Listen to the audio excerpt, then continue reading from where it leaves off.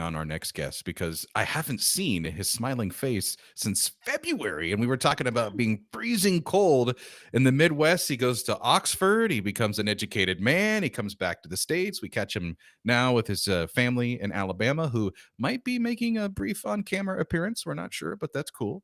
As we welcome back worshipful brother Bull Garlington to the Craftsman Online podcast. Welcome back. Thank you, Brother Arts. It's nice to be here.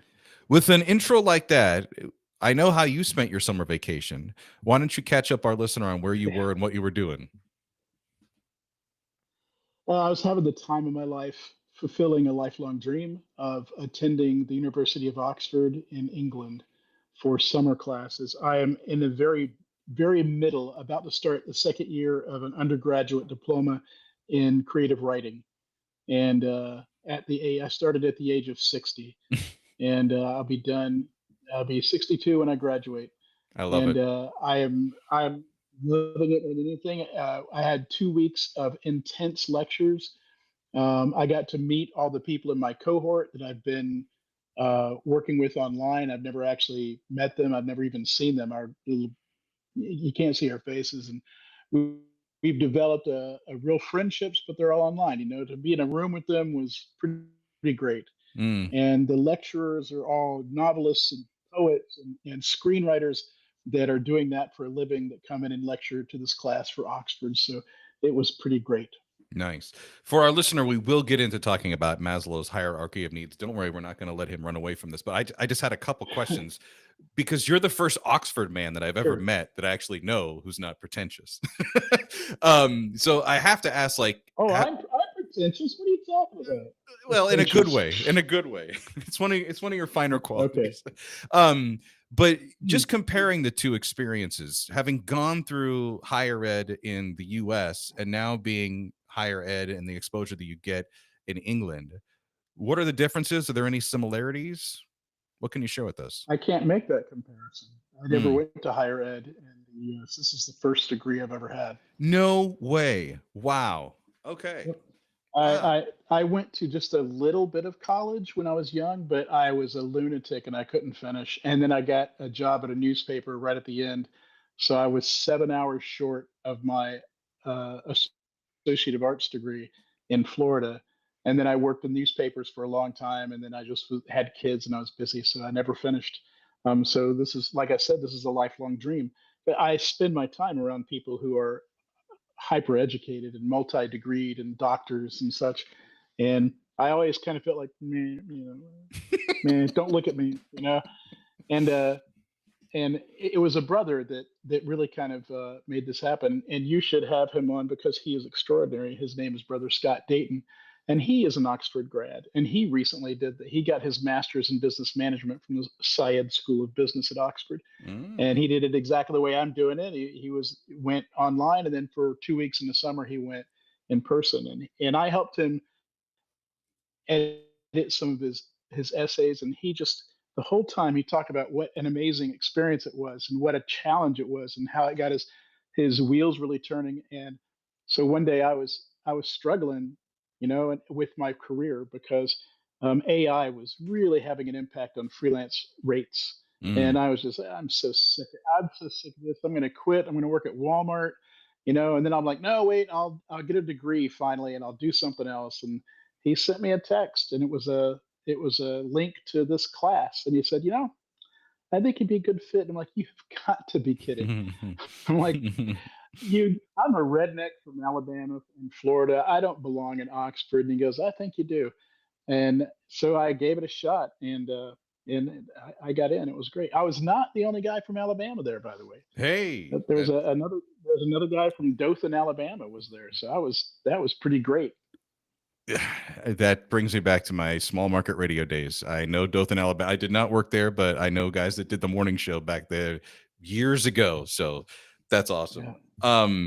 One quick thing. I think what's interesting, I went back to school later in life as well, and different but kind of similar reasons. I screwed around. I had a full ride to the University of Arizona when I was 18. I went to school for about 6 weeks, got my first radio contract, was like, peace out. This is what I came to town for. And I had a Yeah, radio and career for like Almost 30 years, man. I loved it. And then, things changed, life changed. I find myself in my mid 30s. I've got kids. The economy's going to crap in 2008. Barack Obama just got elected president. The industry that I'd Mhm. spent so much time in was dying. I had to jump ship. I'm like, I'm going back to community college and doing this all over again. Mm. It's hard to How believe. was that? Uh, well, at that time, NBC had the show Community with Chevy Chase, Oh and yeah, yeah, and yeah, it that's a it wonderful show. it did feel like it was very humbling to be in your early 30s and sitting next to a kid who's a junior in high school who's already taking college level courses to knock them Mm. out, and you're struggling with college math because it's been forever. Um, that was interesting, but a very rewarding experience. So I will be standing there at the Yeah, finish line with my poster for yeah. you. Just one quick question. When I went back to school, it was during COVID. When I went back for my Okay. master's and all of that, different experience. What is it like being on campus at your age? Do kids walk up and mistake you for a professor? What is the college life like? What are the social circles like? Have you pledged? No, well, Oxford is unusual because Oxford is. I am a member of the student union. They have each sort of discipline has its own. The university is a collection of other colleges. Mm, So there's, I think, 40 colleges at Oxford, and each college has its own thing, and a lot of them are completely encapsulated. And so in my college, it's very small, and it only operates with the creative writing team, although they share offices with some sort of medical research class. And so there, I really only uh, worked with and interacted with people that were in my class, and I was definitely not the oldest person there, and I was with people of my kind there for sure. nice. But I mean, the kid I sat next to for lectures, this 18-year-old kid, and then in my classes, I sat next to a 22-year-old girl from Italy, and so I mean, there was a huge disparity.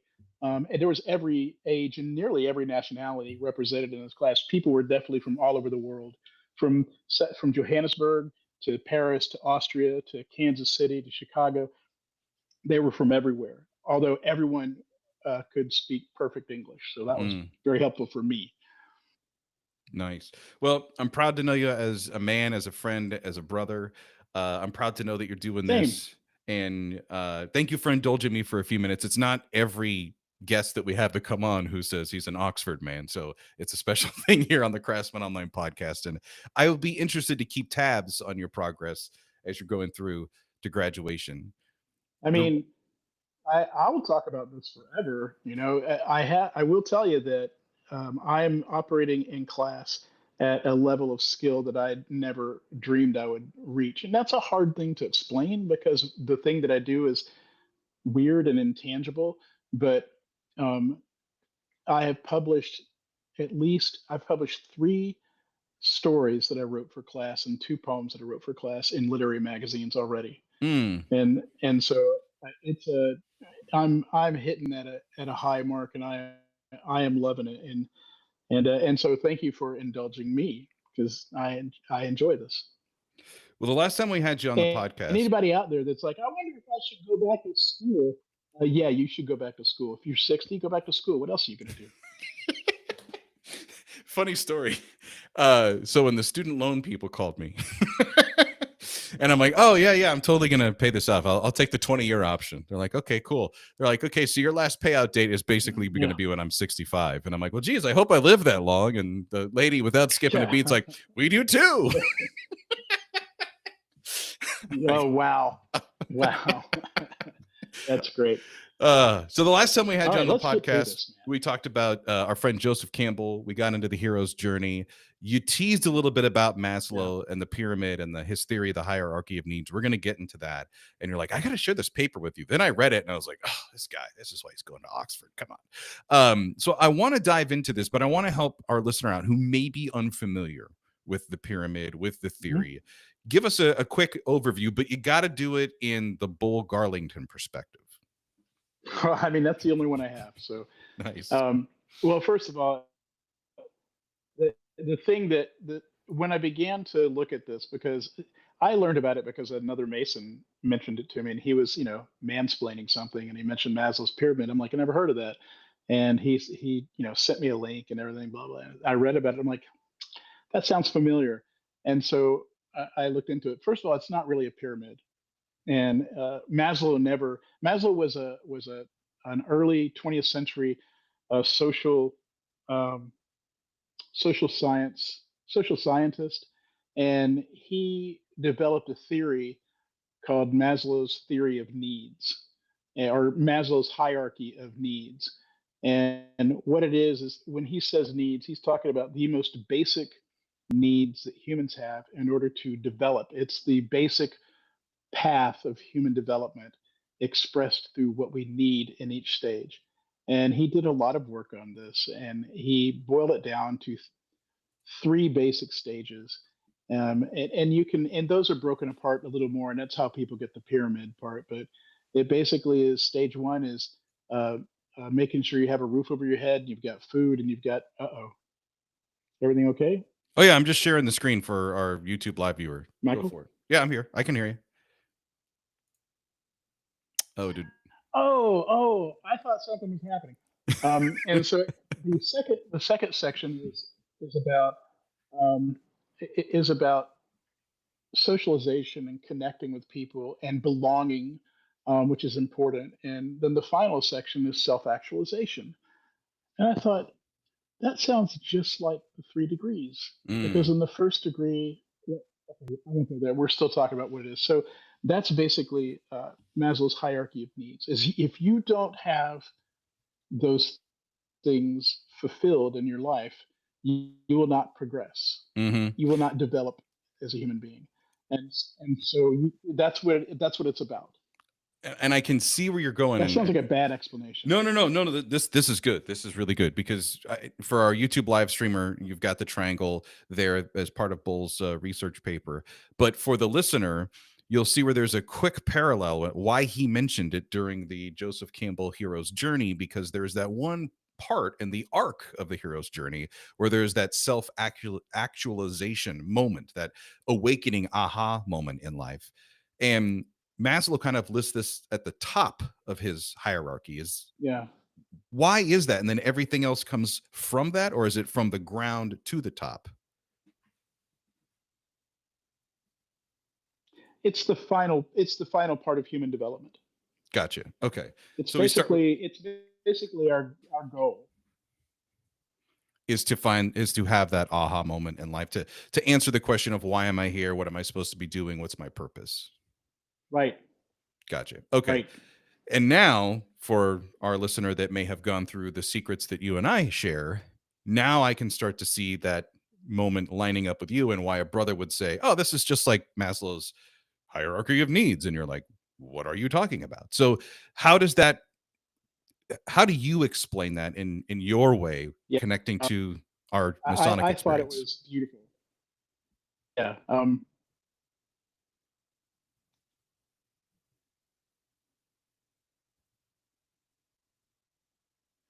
Well, um, really, part of the needs that Maslow talks about are usually already taken care of when someone decides to join our fraternity, because most guys join between 25 and 35, and they usually already have a career, they've got a job, they've got a family, they kind of have their basic needs met. They're not struggling in the sense that they have a roof over their head, they're safe, Mm, and so they've had the first part of Maslow's hierarchy of needs satisfied. Although there is a lot of criticism about the simplification, or how simple Maslow's needs are stated, I feel that there's a purpose in that, because it allows people to interpret them um, in, in broad circumstances.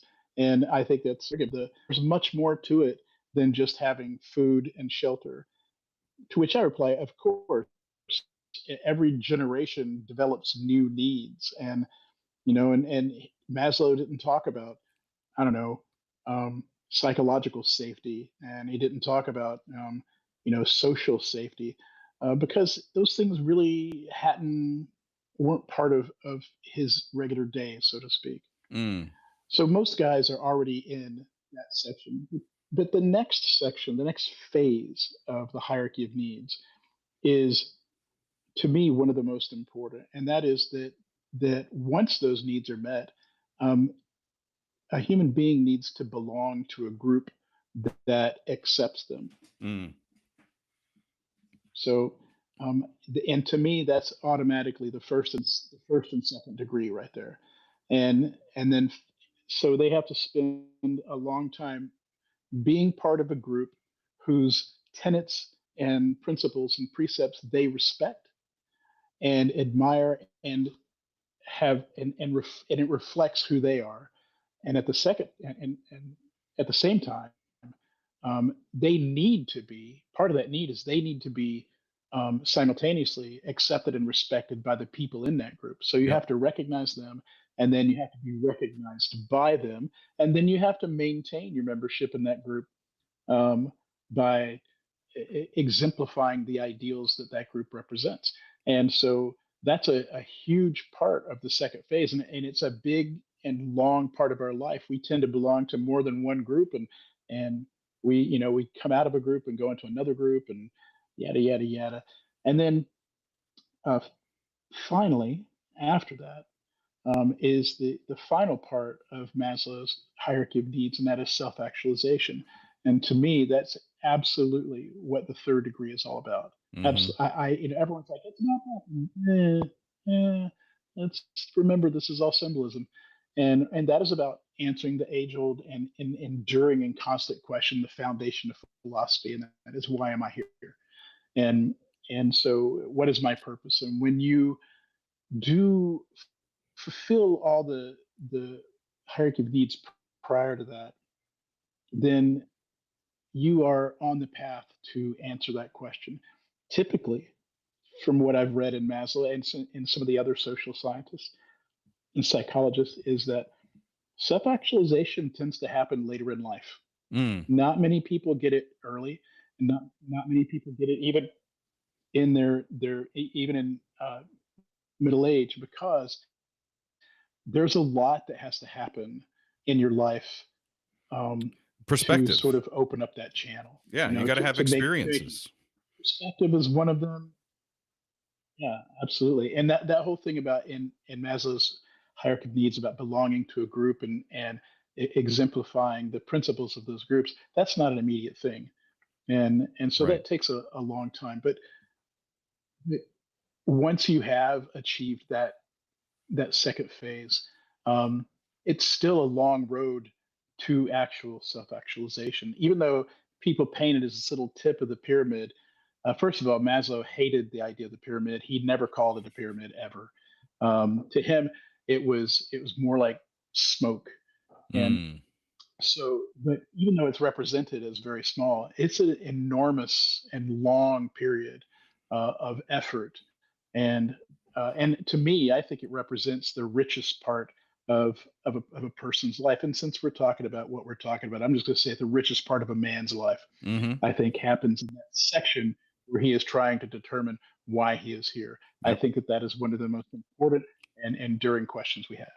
So knowing you, you didn't get this explanation while you were going through the degrees. I'd like for you to tell us, like, how did No. this has just come out? Because no one's going to say at the bar one night over a drink, "Ah, you should investigate Maslow. He talked all about the needs, and that's what's going on." That's not happening. So, if you could just the Uh, Reader's Digest, like what led into this conversation, and then most importantly, I'm interested in knowing once you hear this and it comes into your brain, you're like, "Well, let me stew on this for a while." When you were chewing on it, what was your thought process of trying to go, yeah, he's onto something here. Now I'm seeing it. Now I'm living it.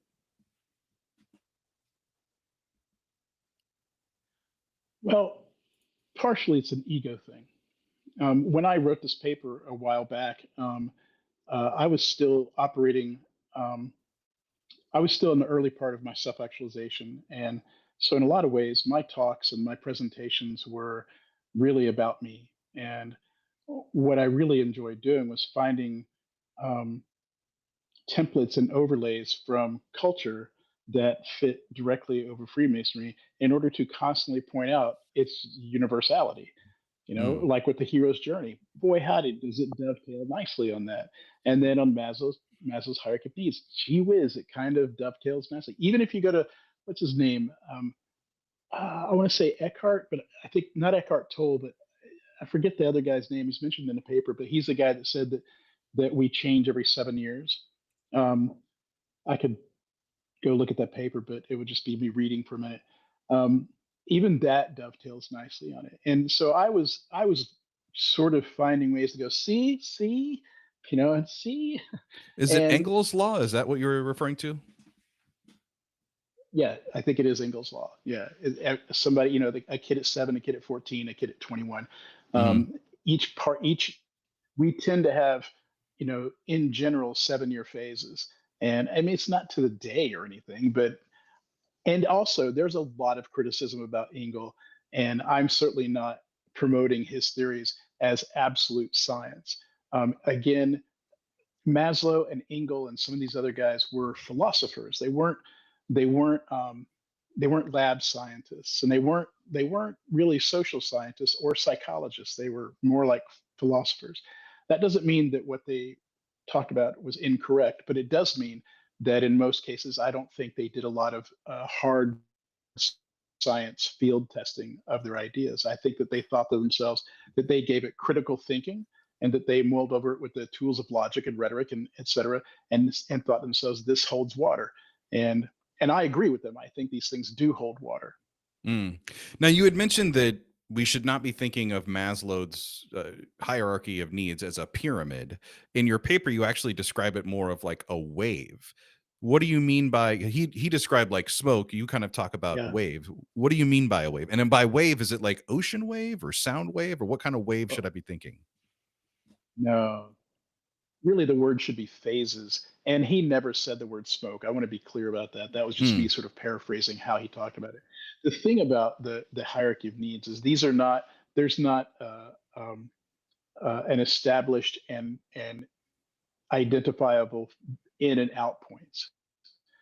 All right, they're more like phases, and they can exist simultaneously. Like I say in the paper, you can fulfill the first need and have shelter and everything, and be going in and belonging to a group and going through those years of that. And in the meantime, circumstances could have you lose your shelter, and so now mm, you have to go back and refulfill that. It doesn't mean you lose everything you did before. It means you have to revisit that, and these things can happen simultaneously and in an interwoven way, especially in the period of self actualization, because when you go through the process of self actualization, you definitely change. And it has an effect on the people in your life in terms of they see you differently, and sometimes they're put off by it. And mm. so some of those things that you belong to, you can maybe say, I'm not going to belong to this anymore. So what I meant by it not being a pyramid is that it's not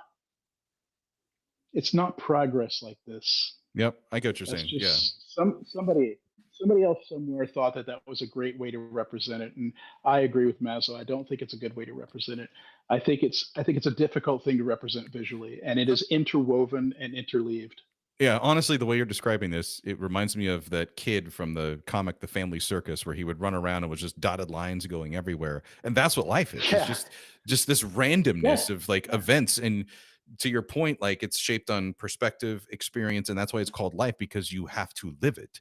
And unless you are one of these people who are fortunate enough to do the backpacking yeah. through Europe or have these crazy awesome family experiences or what, then the only way to really get the widest angle and best perspective of life is to be around a bunch of other men who are like-minded, and that's where the Freemasonry connection comes in because you feel like you're tapping into the lives of 10, Right, 12 other people. right, absolutely. And when you're doing the work that is part of the second degree and a part of the third degree, if you are truly doing that work, and I know I sound like another one of those guys, like if you're really being a real mason, I really don't want to come off that way. I don't want to come off as a judgy bitch about stuff like that, but if you read our ritual, there is obvious work that you're meant to do. The whole second degree is a syllabus for the seven liberal arts and sciences. Go do them. Mm, And so during that time, as you change is not fun. Change is scary, and that's why a lot of people don't change. Yeah, I gave a speech the other night, and there was a gentleman there who reacted to something I said. Um, with uh, at first he was, he jumped in to give me his opinion, but as he was giving me his opinion, this was about loneliness, and as he was giving his opinion, I just realized it was getting more and more and more intense, mm, and I realized this man is in incredible pain. And despite the fact that he's in a room with 50 other guys, he is very lonely. And it just really came clear to me that um, a lot of times you go through this second phase, you have to, you don't reach your goal. You don't get there, and you sort of have to start over. So that's another way that it's interrelated. And when that's happening, man, you need you need those guys. mm-hmm. You need those guys that understand it without you having to explain anything. You need people that have that shared experience and who are also working on it. Right. I'll use my Oxford thing as an example because we it was not easy to get into this class. You had to audition, you had to interview, and you had to write a really good essay.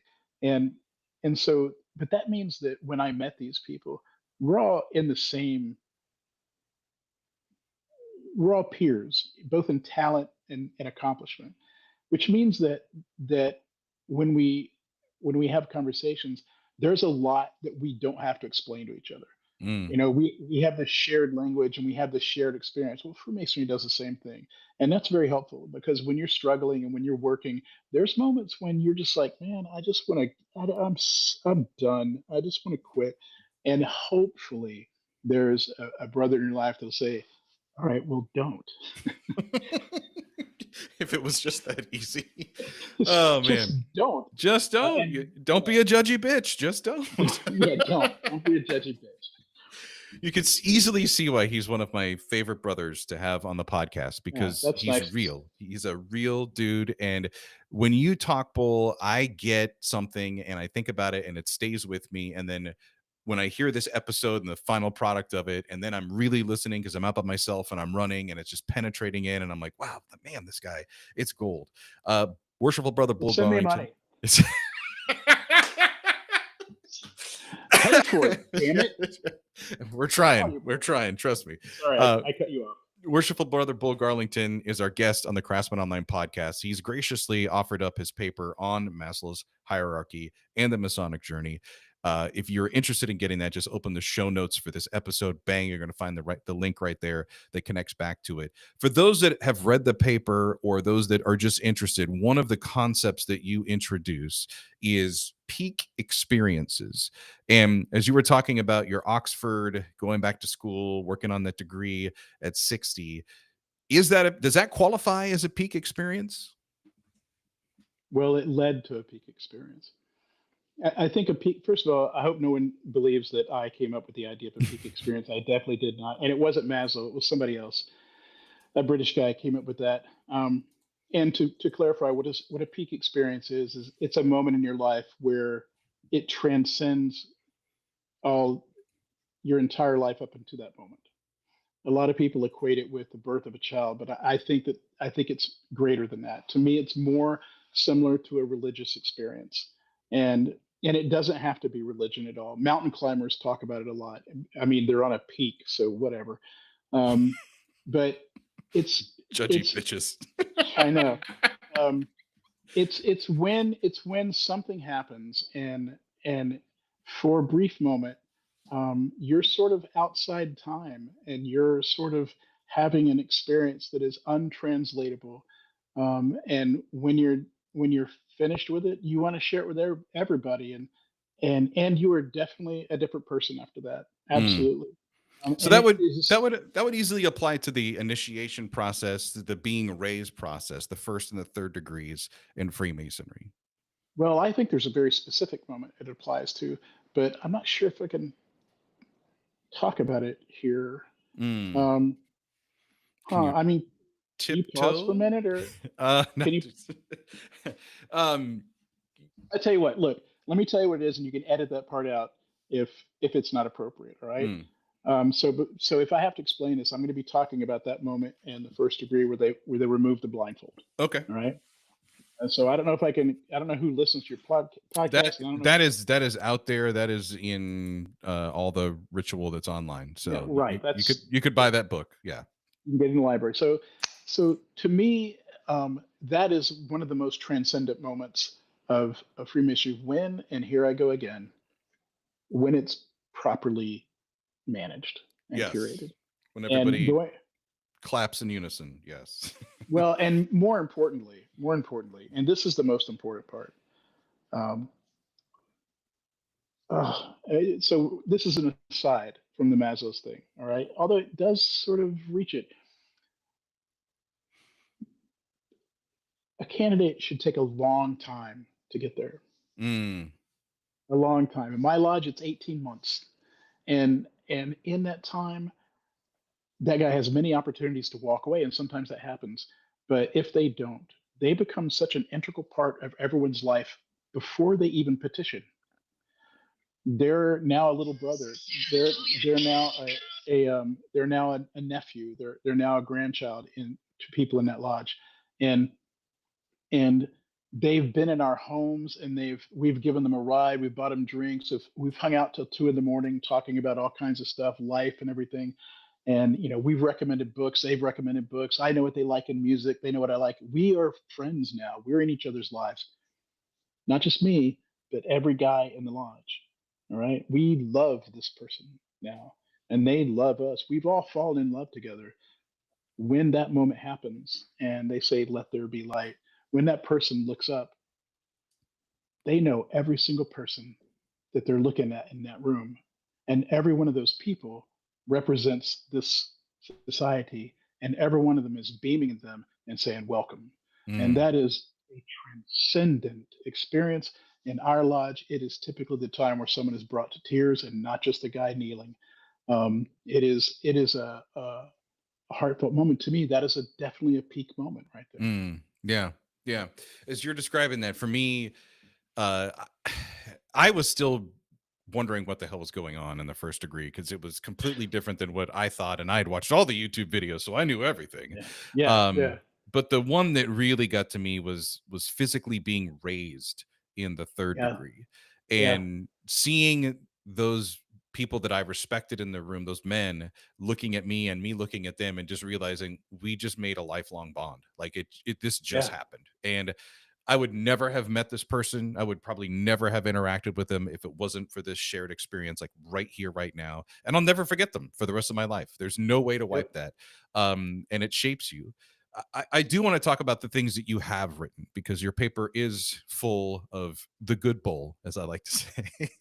When you talk about living our virtues, and that's kind of the theme here, you write Oh, mm, Freemasonry is not relegated to the period when one is satisfying the minimum requirements to progress to the next degree, but observed and engaged for the rest of one's life. What was the experience that shaped that quote and brought it out? um, I was an asshole one day, and I was Just one day, huh? just there was this. There was a particular day while I was being an asshole. We were redoing our kitchen, and I was at the tile place. They had these special tiles that we'd picked out that were ready, and I was going to go load them up or bring them to the guys. They're at my house on the clock. Mm, Chicago is impossible to park, and so there's the loading dock, and I'm waiting for the people in the loading dock to leave. And finally, they leave, and I get ready to get in the dock, and somebody just swoops in and parks there. And I've been there for 45 minutes, and I'm like, oh no. And so mm, I found some actual parking, and I parked there, and I stalked into that store, and I said, "Who's got the red Hyundai?" And some guy goes, "That's me." I'm like, "What kind of an asshole are you? I was there. I've been waiting for 45 minutes." And then he goes, "Hey." He goes, "I'm so sorry. I didn't know you'd been waiting. I thought you were just parked on the street. I apologize. Do you want me to go move my car?" And then I was like, "Ah, crap." Um, I was just an asshole. Hey, you remember that moment where I said people might come in? Yeah. That's Oh, I thought happening this was now. part of the So, story. Okay. uh, no, um, This is when they took you away hang and on. you had a timeout for Yeah, a while and everything's good now. let's put a pin in this. Let me go into The Bat Cave. see what I Gotcha. can do. Sort of, yeah. Um, guys, I'm on a podcast, so I'm gonna go in here. Okay. Just keep it down. Yeah. Down, you retrobates. Yeah. Okay, so um, So you anyway, had so your meltdown moment. You realized, look at me, I'm an asshole. sorry. I hope you guys all enjoyed that beautiful camera work. Mm. Yeah, so I was a real jerk to these people, and I stalked away. And as I'm stalking away, I'm like, oh man, what a turd, you know? Mm. And it just showed up in my head, and it was like not very prudent of you, you know. And then it was like not really temperate either. Uh, and then it was like, is that just? And I was like, God. And so I went back in and I found them and I go, hey, I'm so sorry about that. I have no right to talk to you that way, and that was not who I normally am. And I want to apologize for being a jerk. And the guy goes, hey, man, I understand. Don't worry about it. He goes, we're almost done. And then when he came out, he held the space for me, you know. Mm. And so that's how that was the first time I realized that the virtues don't matter until you use them, and you don't own them until you use them. And that is an important thing to learn, and it's something we should talk about all the time. You should have when guys are in the first degree, their mentors, besides teaching the catechism, they should be sitting around going, tell me about how you used temperance this week. Tell me about Mm. something where you had to engage with fortitude. They should be talking about that. The guy I told you about, Scott Dayton. Oh, I thought He, you meant I'm, the asshole with the red Hyundai. Sorry. no, no, he is the one that gave me the nickname. He introduces me like that. He goes, "This is Bull. The shit is silent." So Oh man. Next yeah, it's pretty good. episode. Here we go. Yeah, it's Yep. pretty good. So he is infinitely more educated than I am and brilliant. He reads Greek and Latin, and I hate his guts. And so he talks about, and he's writing about this right now in its application to our fraternity, that before the rise of organized religion, and in particular the big one, Mm. people in Greece and Italy and Rome, whatever, and in that period, and the people in Arabia and all the people, the learned people in that whole area around Alexandria and Greece and all the Mediterranean, um, they guided their lives by the daily employment of philosophy. For them, it wasn't just a thing they studied. It wasn't just an intangible discipline or study. It was an actual discipline. They employed it regularly. Mm. And so the cardinal virtues, they didn't come from Constantine. They existed long before that, and people had their own little philosophical toolboxes, and they used them to make decisions and to determine what they should do next, and how they should behave, and how they should react to things, and how to deal with something that happened to them. And so the we have in in our ritual, we've been given a toolbox. It's right there. You Yep. can read it. You can read it. It's right there. And we should do that. I want to talk about that point because it's explained the hierarchy of needs, the self-actualization, and the awakening moment that you have, and all the wonderful things. Mhm. I'm curious if the reader, when you get it, when you officially get that, is it the same feeling when you accept Maslow's needs and go, okay, I'm going to understand this. I'm going to start living my life. I'm going to recognize this. I'm going to be looking for the next step. Is it the same as like when you get the working tools explained to you and then you actually go, hey, this is how I could practically apply these lessons or this symbology into my everyday life? I think so. Yeah, and I think that that's another gift that we get like that. It's a if you think about it, it's one of the first places where people were given time management tools, and and de-escalation tools. That's what those things are. Hmm. They're not only are they symbols and everything, but of philosophical ideas. They're management tools when you think about it. They're very pragmatic and very practical. And yeah, I think the moment is very similar to that. Mm. One other thing I wanted to get to is you do an excellent job of connecting the degree work, especially in this episode, as you've outlined, with everyday life. And one of the other quotables from you is, quote, "The work of exemplifying prudence does not occur when one is studying the virtue, but when one is confronted in daily life by a choice which requires a prudent judgment. The Yeah. work of performing one duty to one's neighbor is not fulfilled by resuscitation or recitation. Sorry, it's recitation, reciting of ritual, but by actually assisting one's neighbor. The monastery of Freemasonry is ordinary life. It is Mm. wherever it exists. The more often one does this work, the more often one may experience it. You were kind of speaking to Maslow's everyday epiphanies, and you did kind of talk about one of those instances with the Hyundai and the guy and Yeah. prudence and virtue. But I really like the idea of coming to the aid of one's neighbor, especially when we live in a time when it just seems to be a lot of relationships, especially with the people that we call neighbors, are transactional. Many of us don't live in those communities that we grew up in anymore. We've moved to other parts of the country. We have neighbors Sure. that are constantly on the coming and the going. We don't even know their last names, or as you have said, we don't know the music they like. We don't know anything about this person. We haven't had those up until 2 a.m. Meetings or conversations. So I want to kind of get to that point about what makes Freemasonry different in that mindset, and that it's the guy who's been it's the guy from Alabama who was raised the right way, who was taught to open the door for someone, not because you're waiting for them to say Mm. thank you for opening the door, but because you know it's the right thing to do. Also, you're first. You're the first guy there, so hold the door open for the people behind you. Mm. It's just a simple courtesy. Um, can you rephrase your question?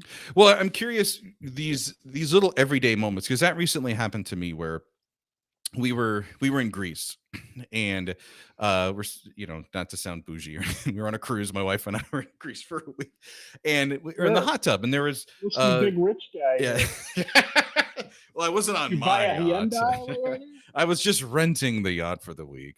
But no, I was sitting in the hot tub, and I realized, there was this couple that was sitting across me. They were speaking a different language. I noticed out of the corner of my eye that they connected with another group that was coming to the hot tub. I was sitting next to them. I got up and offered my seat to the lady that, the new person that came in. And then all of a sudden the guy looks over to me and says in perfect English, almost like, "You must be an American." And I'm like, yeah, well, it turns out they're South African.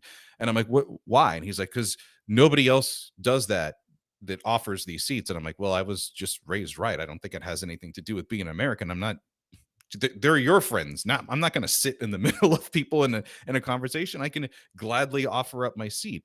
And to me, it was one of those everyday epiphanies where it's like, I'm living by a code as a man and a Mason that I choose to live by. I'm not expecting other people to live by this. It doesn't make me better than them. It's just that it's the ultimate golden rule thing. I'm just doing to other people how I would want to be treated, because I believe that that's what's right. And I felt like your quote speaks to that it's these everyday little life moments that show you that you're on the right path. We get tested in a way. Yeah, we do.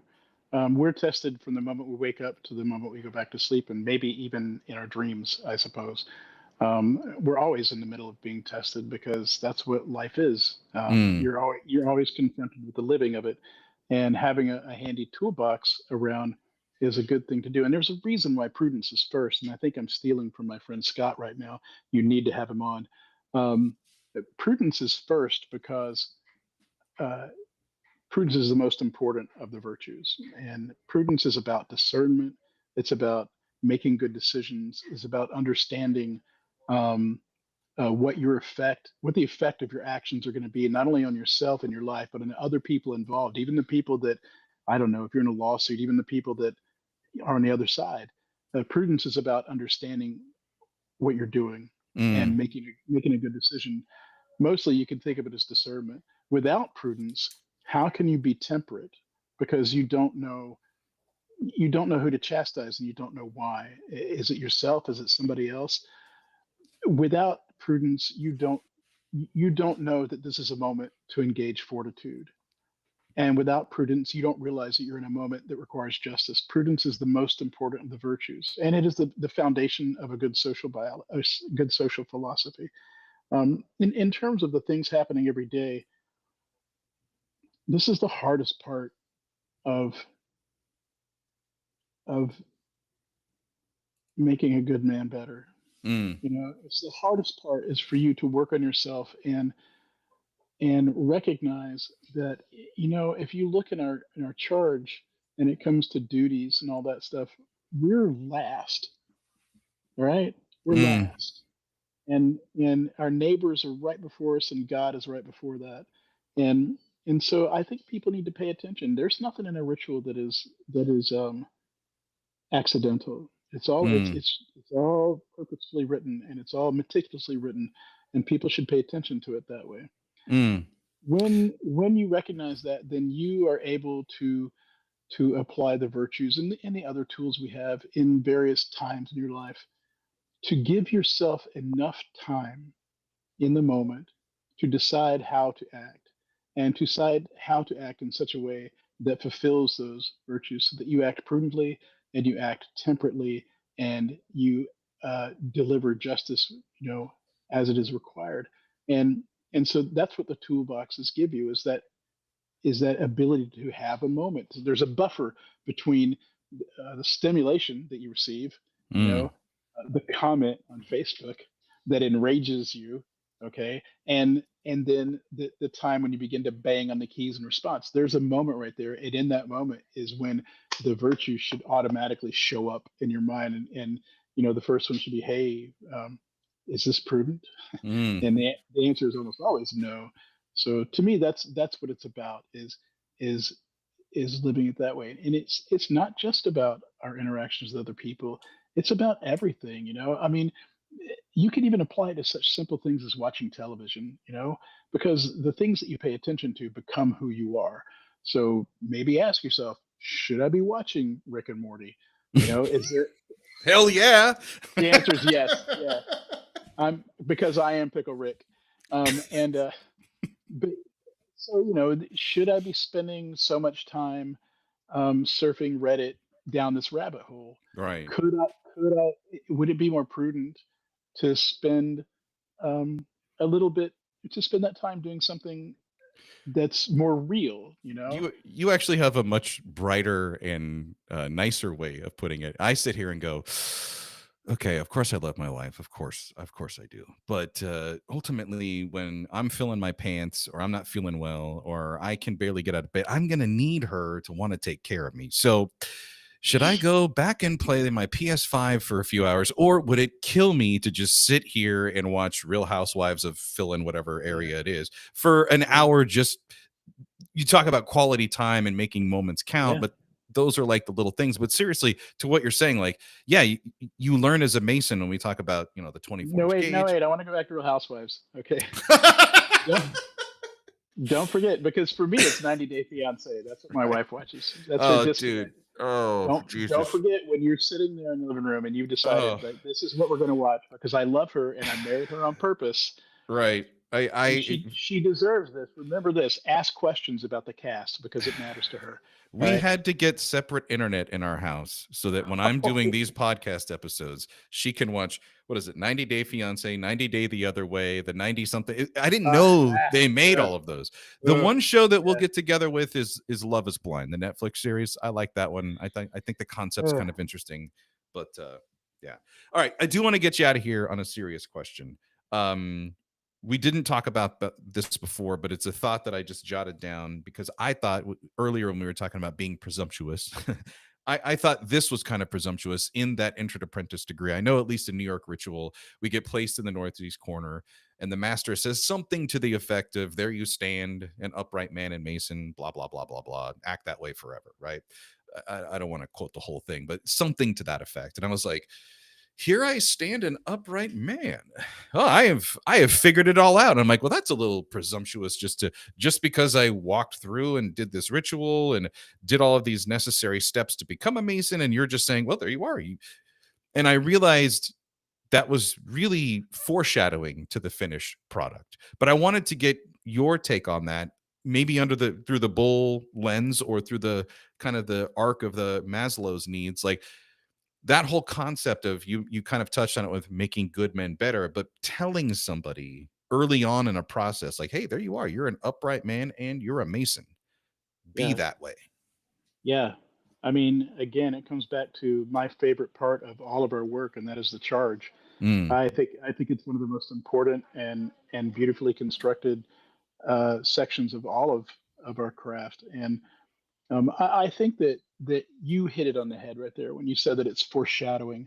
You know, what they're saying right there is we see you and we recognize that you're a good person and you're a good man, and you're doing good work, and we're going to be here for you as you improve yourself. There's obviously there's more you can learn. There's ways to be even better, and there's ways to reach finally that that level that we're all headed for, that phase that we're all headed for, which is the mm, third degree of self-actualization.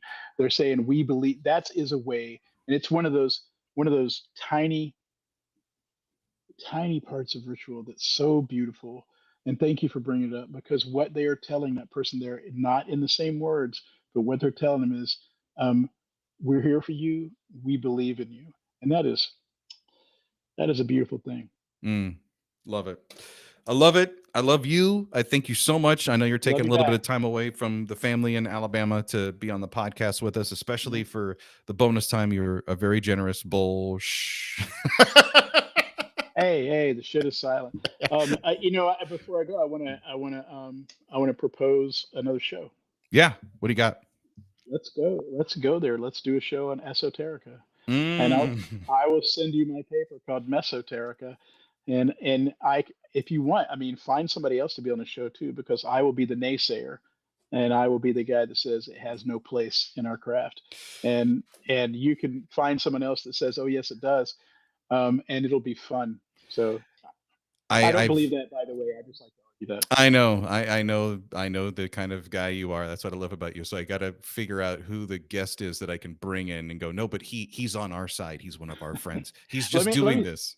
Let me send you the paper. I think you'll get a kick out of it. But listen, I want to say thank you so much for having me on as a guest. I so enjoy having a conversation with you, and it doesn't feel like a A equals B podcast at all. It Mm, feels like I love the fact that you're not entirely certain where it's going to go, and I respect that and I appreciate it. And thank you so much for giving me the space and for having me here. you got it, man. Um, so you definitely let me hit stop here. Did it stop?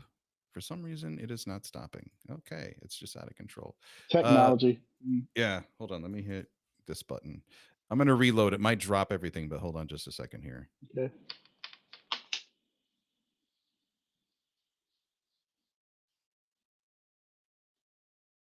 Aha.